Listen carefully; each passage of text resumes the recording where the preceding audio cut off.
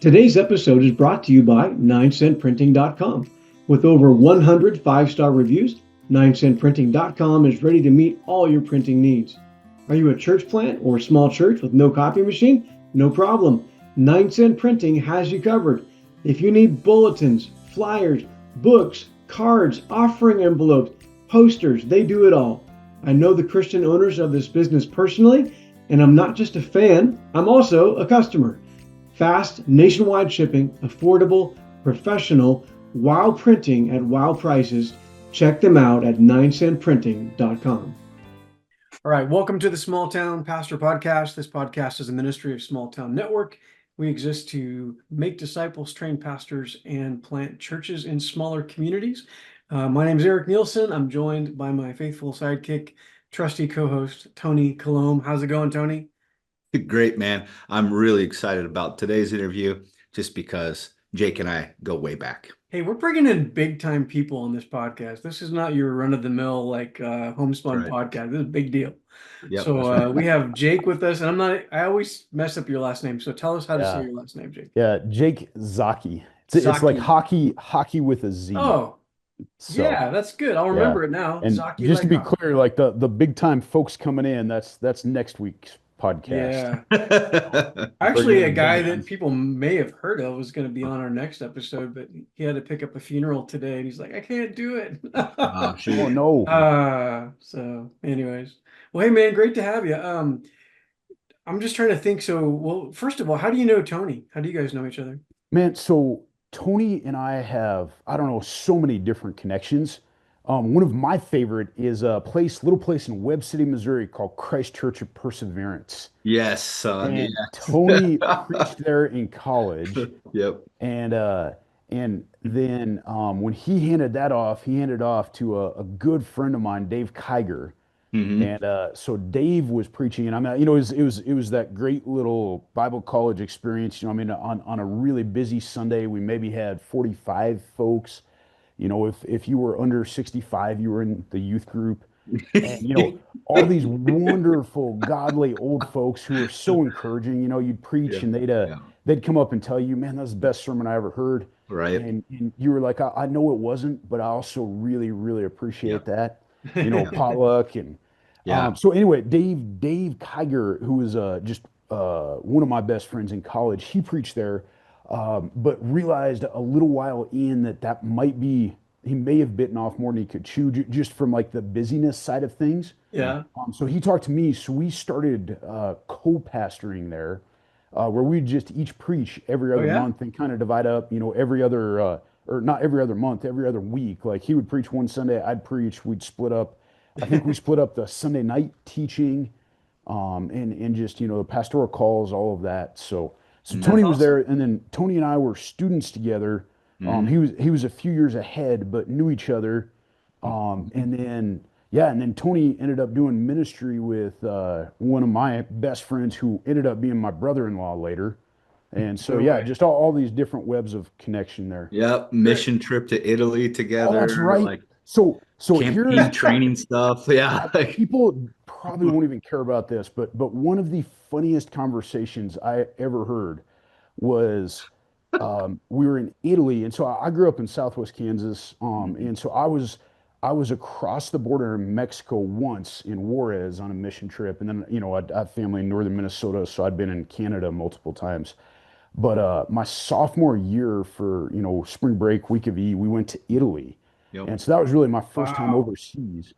And as I fell asleep one night, Tony and I were in a room with three other guys, and these guys had a discussion over which men's hand cream was the best moisturizer. Why do you remember that? And I remember it because it was so just so out of the blue. And I remember falling asleep thinking, man, this is crazy. Like I'm in Italy on a mission trip in Ancona, Italy, and here's Cliff and Chris and Joe Banker. Joe, and they're having a discussion. I wasn't going to throw out last names, but I will. They're having a discussion about which hand cream they find the most moisturizing. And oh my gosh, I was just like, this is the most random thing ever. So yeah, dude. Yeah, that was you guys were in Ancona. Yep, with Oh, Jason Casey's. Casey and Matt Yeah. Crosser. Yeah. Yep. and Brian and Heidi Rodert. Yeah. I'm not sure if Who they were there when we were, maybe they were. they were there the longest. They were like the last Yeah. people to leave. Gotcha. Yeah. So They that were I actually my good friends in Bible college, really and our church supported them. And yeah, Yeah. so I don't think they were there that week. They That well, may they have could might been not be out have of come town, yet because at that that would point. have been probably that would have been spring 2004. of '04, right? Hmm. Yeah. Yeah, they Yep. might have not come yet. They came like they were like the last people to join, but they Oh, stayed okay. the longest. They were the I ones. think, I think Actually, they I were don't know. still at, like, I think they were in Joplin. Okay, that makes sense because when you said Mhm. I that think they date, were I'm like, preparing. yeah, I started supporting them once our church had already got. Yeah, yeah. Mm, So okay, yeah. you probably just met But them. it's funny because like Jake, I still like remember one conversation you and I had at in Italy. I think we were wandering in Rome and there was Mhm. hills and stuff, and I was just like, I love this place. I love the hills, and you were like, I feel claustrophobic. Oh my With gosh. all Yeah. these hills, feel like they're boxing me in because where you're Yeah. from, and we'll get to this here. It's like so flat you can watch your dog run away for days. Yep. Yeah. You wait 3 days before they're out of sight, and then you go get them. That's hilarious. Well, let's go But back to the beginning.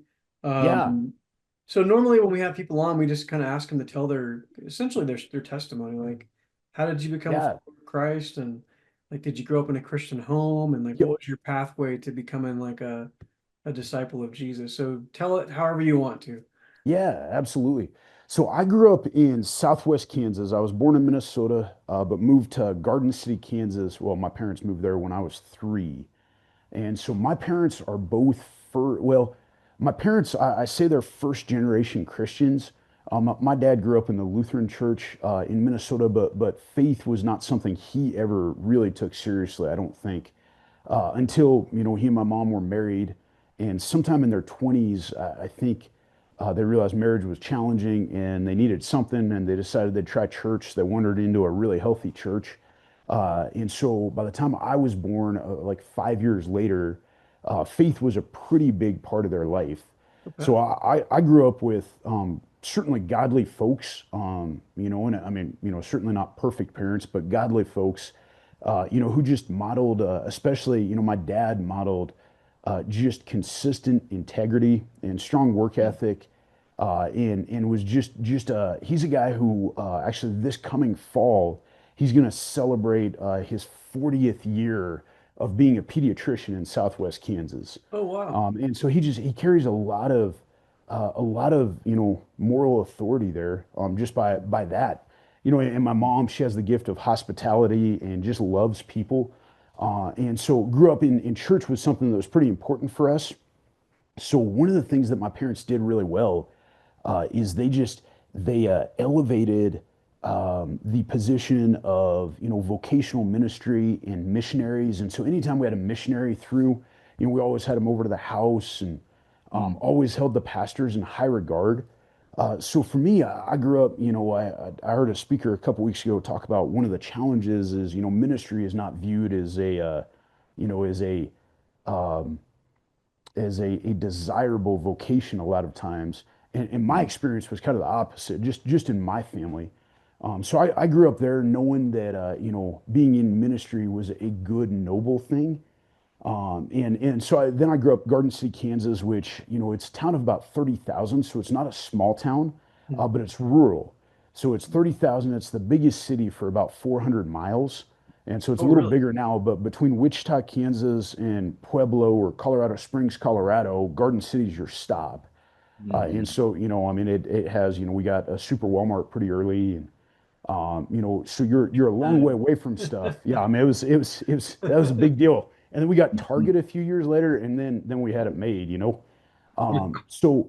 So I became a Christian at age 7 at VBS, and so I was at VBS, and I think at the time we were going to a charismatic church of some kind. I actually don't even know the full background of it. Went to VBS, heard the sermon, and I was one of those kids who became a Christian because I was terrified of hell. Mm. I heard about hell, and it sounded like a That terrible works. place. Got me out of it, and so I was like, I'm in. I want Jesus. And I tell people That's now, how you know you're at a Pentecostal VBS right, when they're Yeah. telling little children about hell right right, before the invitation.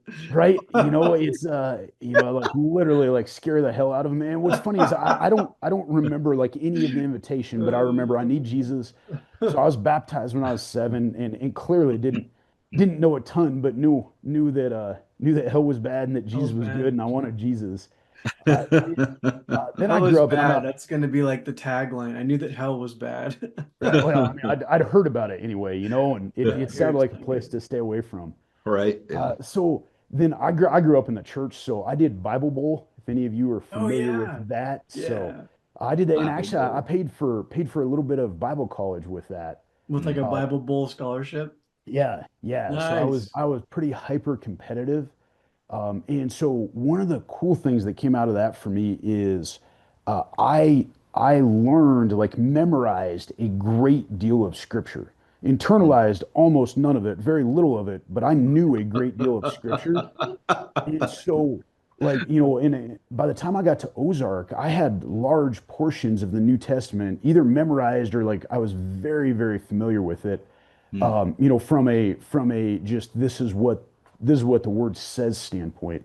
Mm. So let's see, I was probably 15 or so, and I was struggling. I was one of those kids. I hit my growth spurt at age 18. So at 15, I was like 5'6" and not in real good shape, and I Mm. just didn't fit in very well. You just And described so me.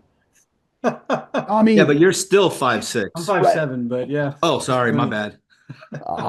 And we had Don't this fit in. junior high pastor come to our church, Bible Christian Church in Garden City, and just took an interest in me. And he's like, "Hey, man, I just want you to help me." And so I started helping him with some junior high stuff. And in the high school youth group, I didn't fit in, and I mean, there are a number of reasons for that. But Mike took me under his wing and was like, "Come help me with junior high stuff." So I just started doing that. And at this point, 15 and 16, starting to think about what's after high school, because I just throw my headset. Hang on.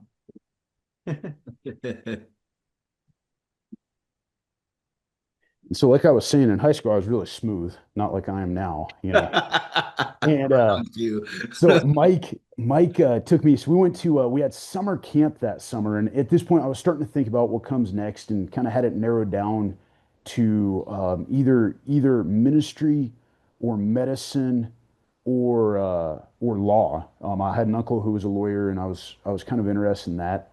And at this point, like, was a Christian, but like, was a Christian who theoretically was more of a Christian than I was a disciple, if that makes sense. Mm. And so there was an invitation at Camp Como, and one of our kids went forward. And so I went up just to talk with him and follow up with him. And on my way walking forward, just kind of had heard probably as close as I've ever heard like an audible voice of God saying, "This is what I want you doing for the rest of your life." Mm. So I mean, at that point, it was like, "All right, sounds good. That's where I'm going." And how old were you? Uh, that would have been, I think I was 17 that year, Mm. so somewhere right in there. Wow. And so at this point, I was homeschooled and I was taking classes at our local community college. So my dad, he and I were talking, and he goes, "You know what? I know, you're going to go to Bible college. I'd like you to have a background in math and science as well." And I had a scholarship to be on the debate team at the community college there. So he said, Mm. "I'd like you to go get your associates in science, and then I'll help you pay for Bible college." And I mean, that sounded good. He probably would have helped me pay for Bible college anyway. Mm. But so I went to Garden City Community College, got my associates in science, Mm. and then visited a couple Bible colleges, and one of them was Ozark Christian College, and that one just seemed to make the most sense, and they offered me the most scholarship money. Mm. So Mhm. I ended up at Ozark. So I started Ozark fall of 2002, Mm. and I got there, and man, was just so blessed uh, by just godly folks there. I was starting to dabble in some unhealthy practices, and just being around good godly men was huge for me. And so I had some Mm. godly friends that stepped in, and just were able to speak wisdom into my life and provide some accountability. So yeah, met just so many good friends. So I was in Ozark from 2002 till 2008. I took a year off, so I did missions on the island of Cyprus for a year. No, you And didn't. In Cyprus? yep. Dude, So that sounds like fun. Sign me up. I'm it ready. was a man, it was a huge learning experience. So for me, so Cyprus is divided up into two countries, right? There's the Republic of Cyprus on the south, Greek speaking, Greek Orthodox. The Hmm. north side is the Turkish Republic of North Cyprus. And Hmm. so there's a group of friends, mostly missions majors, and then I don't know how I got included, but we had fried bologna sandwiches every Friday. So we'd go Friday over to it was actually at Matt Proctor's house. No That was way. when they were I think at Southeast or something. Hmm. So we'd go over there and have fried bologna sandwiches. And one Friday they were like, "Hey, we're putting together a team for Cyprus," and I was like, "Cool." So Yeah. yeah, got to Cyprus, which is predominantly Muslim, and realized very quickly, and it's two-thirds Muslim, and we went there because at the time it was a closed country. So one of the only ways they would let people in is if you were students. There are a number of universities there, so we got in on a university visa. So I Hmm. was roommates with Drew Moss, and so Drew and I were there for a year, and I got there and realized very quickly that Ozark had been absolutely fantastic for me. Also, I'd never learned how to feed myself. Hmm. I just had godly folks, godly professors, and I was hearing the word all the time. I was growing spiritually, but also I was spoon-fed by so many people. I'd never actually taken the discipline or the time to figure out how to feed myself. Yeah. And so, there were a number of times during that year where it was just, all right, God, you have called me. I want to follow you. Also, I'm pretty ill-equipped for that right now. So I'm gonna, I'm gonna figure out how to start feeding myself. And Hmm. so I think my last 2 years at Ozark were significantly more valuable just because I took far more seriously the idea of spiritual formation in my life. Sure. So yeah, got to the end of Ozark, and I mean, pretty, was had a pretty good resume, I thought.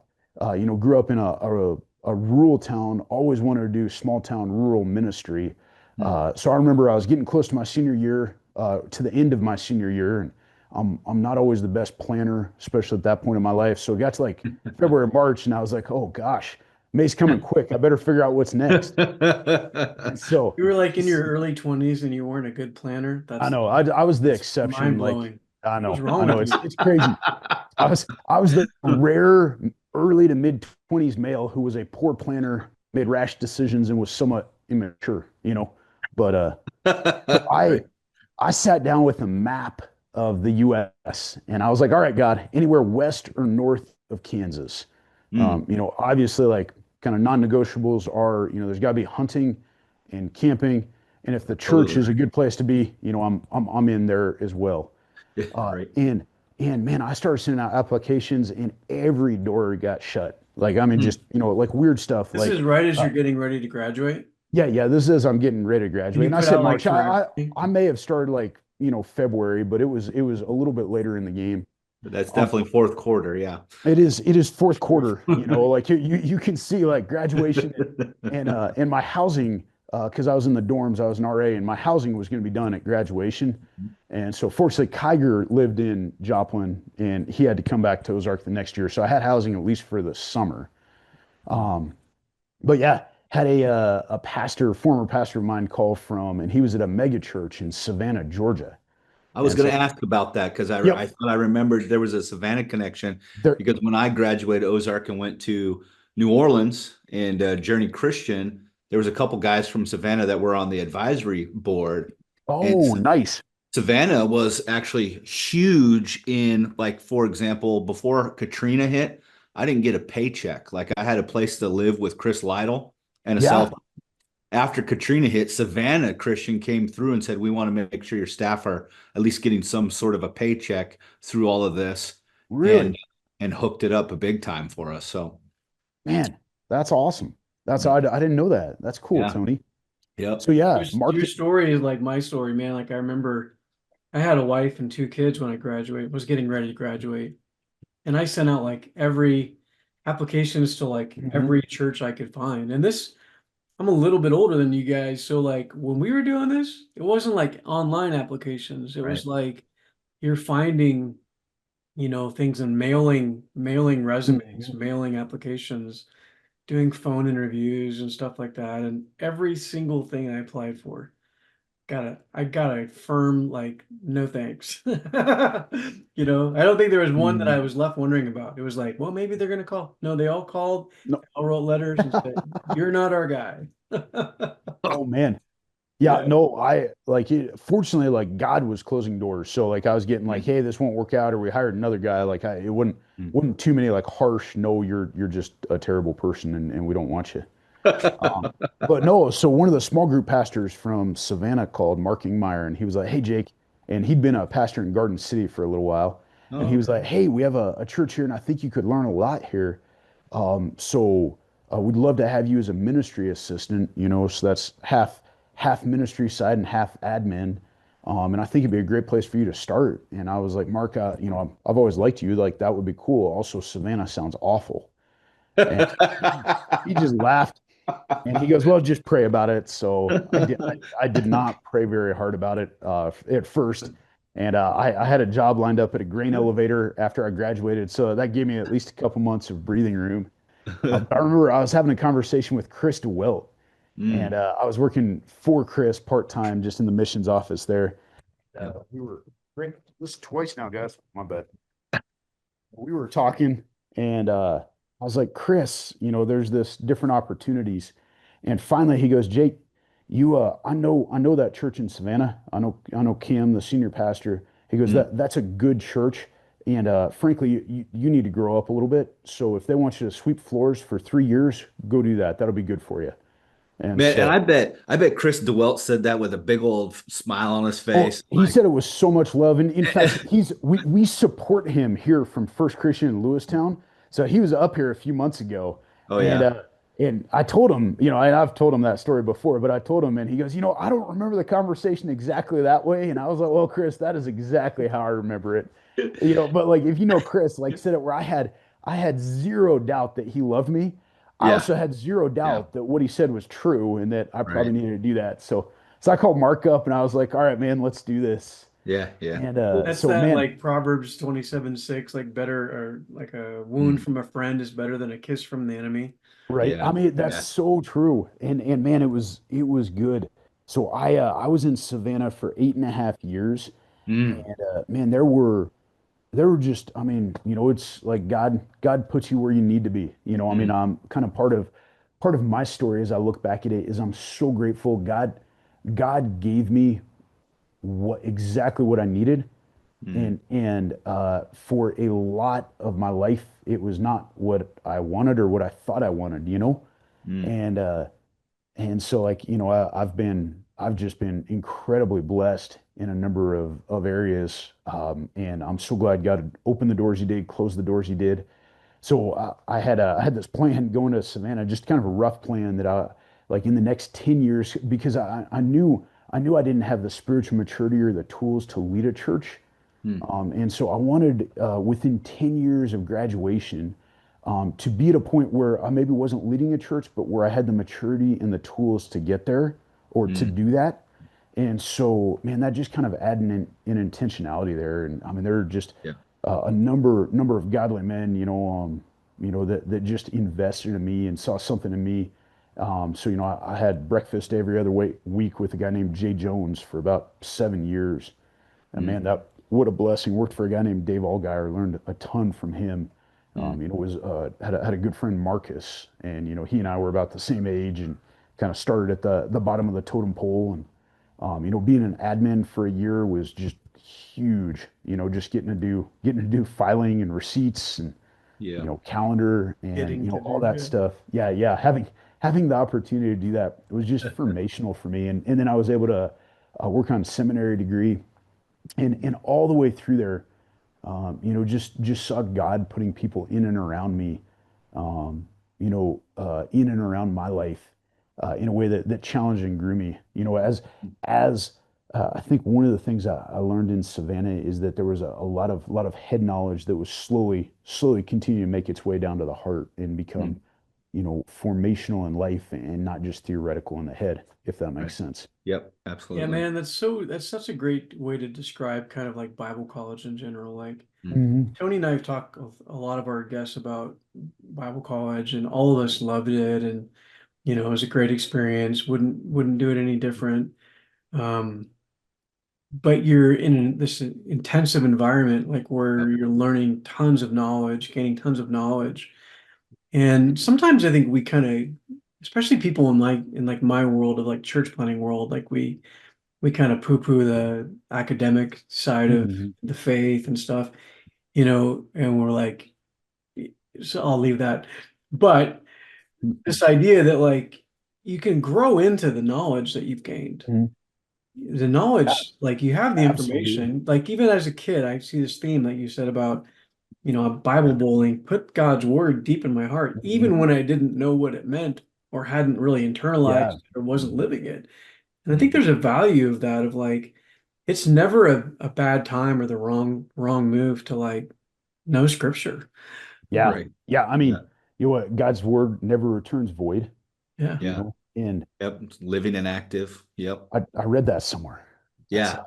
I think I've heard that once or Seems twice. familiar. yeah. Yeah. Yeah. Yeah. Yeah. And man, it's I mean that's so true, and I'm a huge fan of Bible college, just because that theological training is a big deal. Like we can grow into the knowledge, but like there's a lot of value in that theological background and Yeah. training, Yeah. where it's very hard to lead people somewhere you haven't been, and Right. especially if you're preaching the word every week, Mm.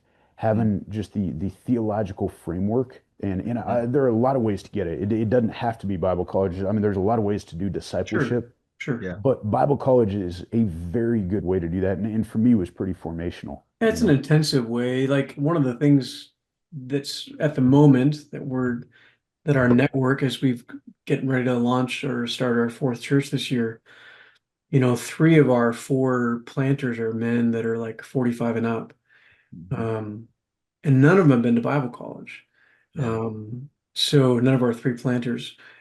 So what's interesting though is that like they're catching up on some of the theology part, Hmm. but what they've got is like proven character. Yep.